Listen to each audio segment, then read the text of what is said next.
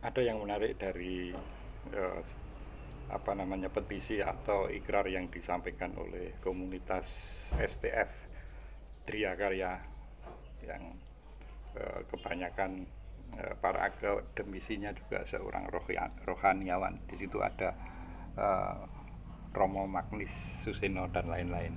Petisi itu sendiri dibacakan oleh Dr.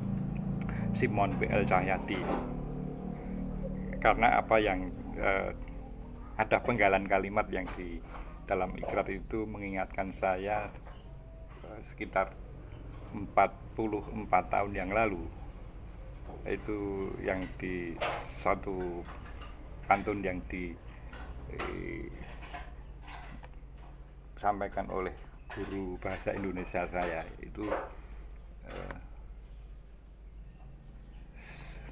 setali pembeli kemenyan, sekupang pembeli ketaya, sekali lancung,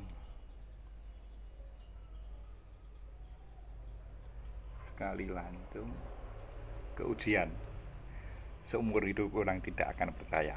Itu nah ini penggalan kata lancung ini yang juga kemudian dipakai oleh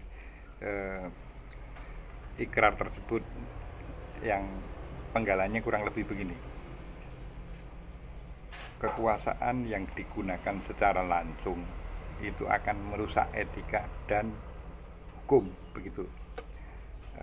Tolong disimak sendiri apa yang diikrarkan oleh komunitas STF Triakarya ini.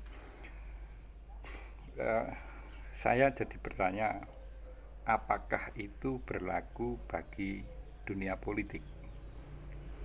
Artinya lancung tadi pengertiannya adalah curang, tidak jujur, dan lain-lain yang sifatnya negatif. Dia kekuasaan yang digunakan secara curang atau tidak jujur itu akan merusak etika dan hukum, kira-kira begitu terjemahannya. Nah, kebetulan saya juga membuka-buka wawancaranya Pak SBY oleh CNN ya, yang cukup panjang, 1 jam lebih. Itu salah satu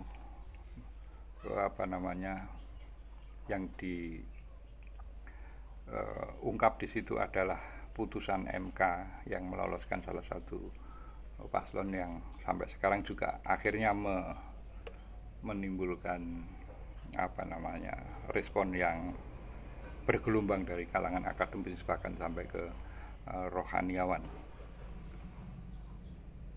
Secara pribadi saya sangat menghormati Pak SBY sebagai presiden yang sangat flamboyan, sangat santun, kemudian pintar, tutur katanya juga sangat sopan. Itu saya ingin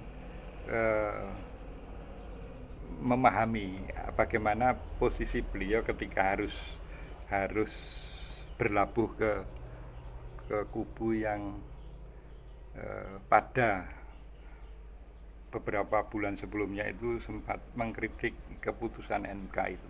Ini betul-betul saya ingin tahu secara pribadi mungkin tarik menarik etis dan kepentingan pragmatis itu sehingga harus mengambil jalan seperti yang sekarang kita saksikan. Itu betul-betul saya ingin berguru kepada beliau, karena entah itu kebetulan atau tidak, saya beberapa tahun yang lalu juga sempat waktu bersama teman-teman sekolah piknik ke Pacitan itu melewati rumah beliau di Pacitan, kemudian saya sempat memfoto secara sekilas di dalam bus itu. Nah, ternyata kok sekarang keinginan saya untuk ketemu beliau itu begitu besar, terutama terkait dengan perubahan sikap beliau dari yang bersikukuh dengan perubahan, kemudian harus mungkin dengan berat hati berlabuh ke kubu 02 ini bagi saya adalah satu peristiwa yang menarik untuk dipelajari bukan dari sisi politisnya, tapi dari sisi ketika orang harus memutuskan pertimbangan etika dan kepentingan pragmatis itu, posisi optimalnya barangkali yang saya tidak tahu, kemudian itu yang diambil oleh